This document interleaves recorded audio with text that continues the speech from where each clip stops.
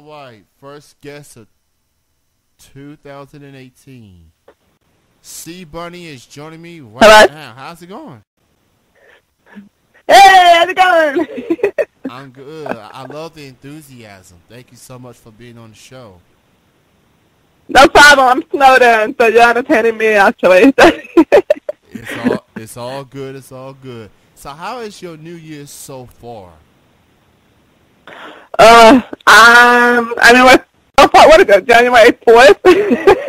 We're already snowed in. And I already got a training in Wood Wrestling. That's my wrestling school. And hanging out with my best friend, hanging out with my family. So far, it's good. And today is the anniversary of when I was on Live to Dance. So I kind of watched that video today to, remember, what I was going through when they aired that on TV. Well, I must say, from your background, you are a very athletic background. You dance. You was a bikini competitor. And you done a lot prior to wrestling. But what actually led you into becoming a wrestler? Well, ever since I was young, I've always watched wrestling because, so there was two things I was obsessed with. I was obsessed with Michael Jackson, and I was obsessed with the Attitude when I was WWF at the time. It's just watching one person walk down the ramp and get in that ring and capture the attention of everybody without saying one word was always amazing to me. And I was never popular in school, so to know that one person can be so popular and get that attention just by performing, that gravitated me towards it. So after all the things that I went through, bikini competitor, dance and everything, I really believe it created a foundation for me. I finally saw an opportunity, oh my God, I can actually go to school for this. It was just at the right point in my life. I'm like, all right, I'm ready to do this. So was there anyone in particular, whether it's on the pros or on the indie scene, that inspired you to become a wrestler? I have to say Paige. She definitely inspired me to be a wrestler. She was definitely is not afraid to step outside the box, and create her own box and be her own character. And I was actually trying to be on the show Tough Enough, and she actually retweeted my Tough Enough to me, and so that made me feel like, oh my God, she sees something, maybe I should really go for this. And then I actually got to meet her in person. I told her, you inspired me to go to wrestling school. I want to be the first ever here-in-a-pid women wrestler. She gave me a big hug. And then after I had my first match, I tweeted her, I'm like, hey, I finally had my first match. And then she retweeted her, great job. It just really mean a lot that, just somebody like that would just give me that time of the day and just say, you can do it. That is absolutely awesome for someone like her, given what she has accomplished, and then she sees someone like you, sees some potential in you, to retweet your stuff. That's pretty cool. And not definitely. I definitely had a mark out moment with that happy. But now that I'm a wrestler, I'm on the other side of the guardrail. I respect her more as a worker and understand what she put her body through. It's a different. When you become a fan and then become an actual wrestler, you are on the other side of things and you respect them in a different light. So, with that being said, and she is back now, given all that she's been through, and she will be at the first ever women's Royal Rumble, alongside with her teammates and Mandy Rose and Sonya Deville. How do you feel about this first ever women's Royal Rumble about to become a reality in a couple of weeks? It is so awesome because I enjoy watching the men's Royal Rumble, but now we can all sit and watch the Royal Rumble and be like, oh my God, who's from the past is coming out? Who, we're anxious to see who each entry is going to be. And it didn't make us think oh my God, it's just women. Who cares? We went from being bathroom break to now, we have our own Royal Rumble. And I said to somebody, wait at least 5 or 10 years, there will be a women's WrestleMania main event. Yeah, because that's just the generation of how we're going. Like, women are starting to take over. And, it's the end thing now for women to take over boundaries. So I'm excited to watch it. And plus, with 2 Royal Rumble, I'm very excited to watch it. Yeah, that's pretty much gonna be half of the pay-per-view altogether. It's a 4-hour event. You know that the Royal Rumble usually. That's it. You know that's usually gonna be the Royal Rumble match is usually an hour long, at least 50 minutes to an hour. So the men, you know, they're gonna get their hour in, and you know the woman, they're probably gonna be right around that 50 minute to an hour as well. You still got your That's awesome. You still got your Universal Championship match. You still got the WWE title match. You got the U.S. title. That means Charlotte and Alexa, says pretty much all the women not named Charlotte and Alexa Bliss are going to be in this Royal Rumble match. They get to chill out and see who's going to make history in Philadelphia. No, I can't wait. So, now, if there's some old school woman from the past, who would you like to see like a surprise guest? Lita. I think Lita needs to come back. I like Lita as well. She's been a mentor to the current woman. I guess for me, Lita is right up there, and I'll even go with Trish Stratus. She looked like she's still. No, I agree with that too. I would go with Trish, and I'll go with Victoria, Michelle McCool. Oh my God, I'm such a loser. I don't even think of it. I definitely agree with Victoria. I took a seminar with her one time, and it was so amazing to just have like a woman run like the wrestling seminar, and all these guys are asking her questions, and she just being like so honest and so generous to us. Oh yeah, absolutely. Now for you, C Bunny, what you name your C Bunny? Where did that nickname came from? It's my stage name. So growing up, I was always, people don't believe me anymore, but I would say I was very shy. I mean, I used to have a fear of looking at people in the eye. But when I started performing, I was just so, like, energetic and enthusiastic. It was such a different character. So I was like, all right, that's all to. And at the time, I was Bike Bunny at Six Flags as a costume character for a job. And somehow the nickname Steve Bunny came about. And I was like, and I loved it. I'm like, yeah, that's Steve Bunny. So every time I go on stage, I transform onto Steve Bunny, and I wanted to be identified as that, because also, people don't know who Christina is. Christina, I feel, is like the shy, you know, anxiety-ridden and depressed person, and I want to create this bigger and better person of myself. One thing I notice about you, you know, you're very enthusiastic. You're very driven. It feels like the Energizer Bunny, you know. You know. They got nothing on me. Yeah, I agree. I agree. You're the coolest Bunny that I know. I tried. Coolest Bunny since Bugs Bunny. How about that?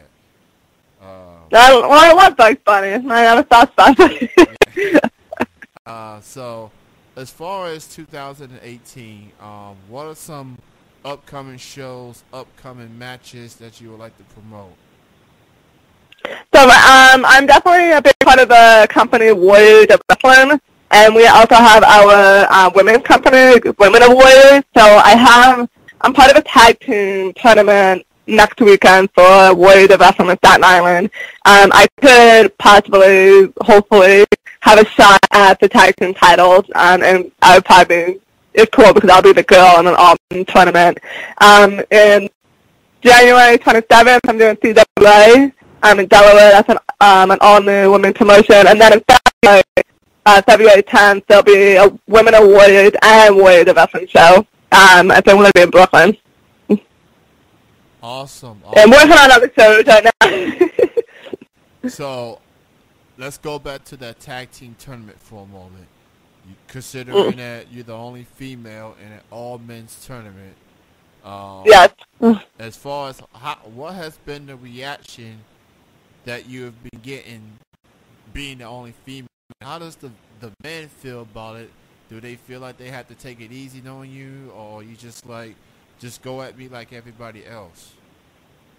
They definitely go at me like everybody else, but because I'm gonna break kayfabe here.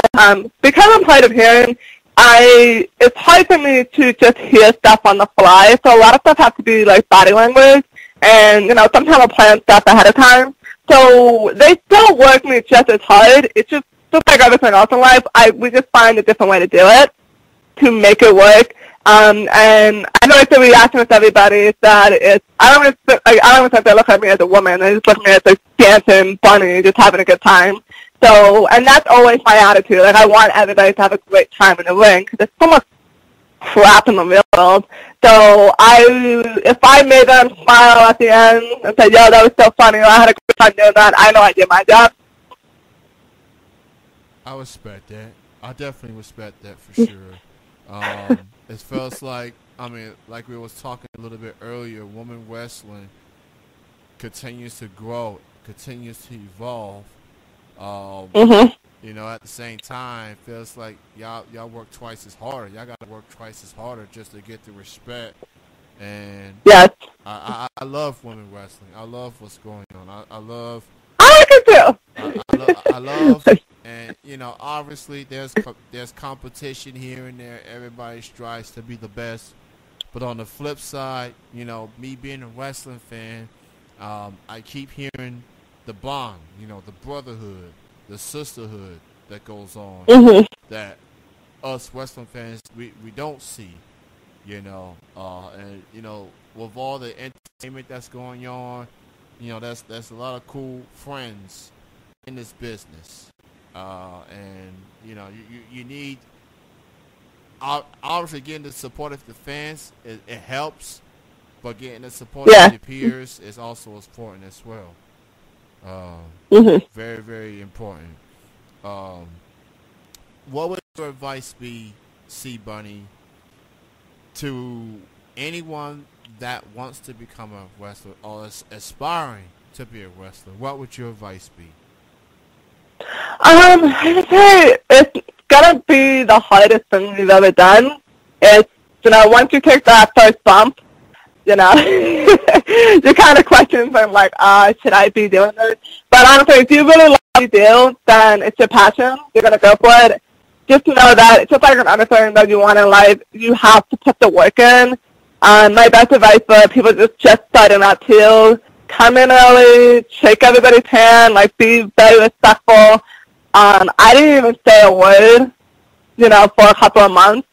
Because I just wanted to show I was listening. When I did talk, it would just be like a question to learn. Make sure you're there to learn and create the foundation and really, just set an impression that you're a good part of the team. And people always say to me, don't worry, like, you're going to figure it out. Your time will come. Things will make sense.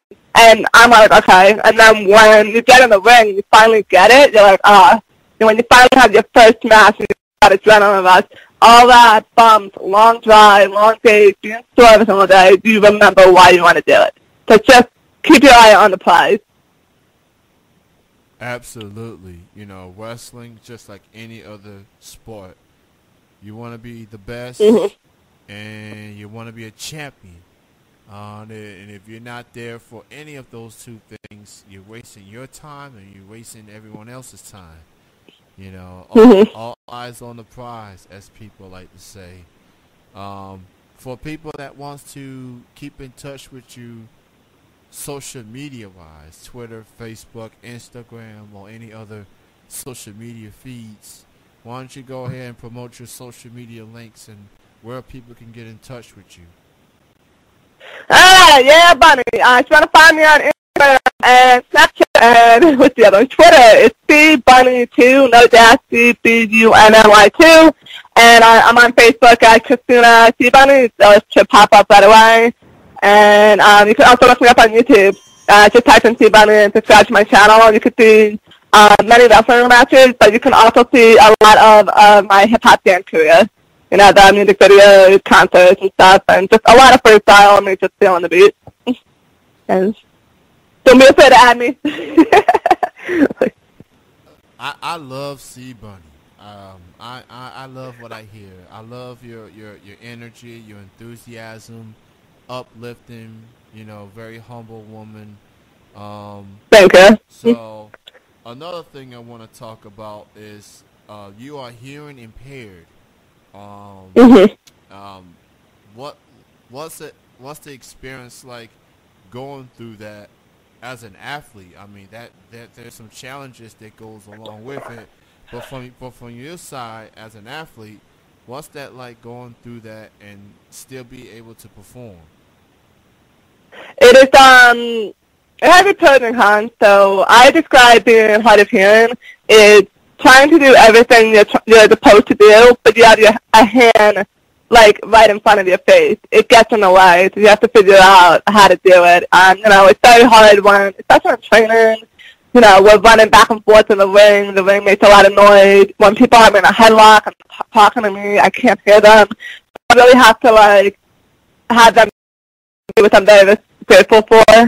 It gets hard because I'm just like, I just want to be normal like everybody else. But when I can't hear what people are saying or understand what they're saying, and it just like gets in the way of what I really want to do, it gets frustrating. I am human. But on the bright side, it kind of helped me a little bit better with body language, and I'm very comfortable with being the performer. So I feel like I got an advantage of that. So if I wasn't hearing impaired, it wouldn't make me work harder and resort to the other senses that I have. That's an incredible story. And with all that you have been through with this and still being able to perform, still being able to entertain, that speaks volumes, and that should inspire anyone, whether you're a wrestler or whatever it is that you want to do. That should inspire anyone to go pursue your dreams. Don't let anyone or anything stop you from getting what you want to getting where you want to be. Yeah, I try. I'm just human like everybody else. I just have that added thing. I said this to people before. If I could make, when I was in middle school, like I didn't have any friends and I didn't have anybody to look up to if I was doing handicap. So if I can go train that little girl to know about herself to see like, oh, like that girl is handicap, but she's a dancer and a wrestler, I can do it too. I did my job. That's all I'm doing. Well, C Bunny, it's great chatting with you. Thank you for being my first interview guest of 2018. All right, I made it. I made history. And I'm glad that you were the first. So, continue success in 2018 moving forward. And thank you for being on the show, and continue success moving forward. Thank you so much. God bless you. Take care. You too. You have a good night.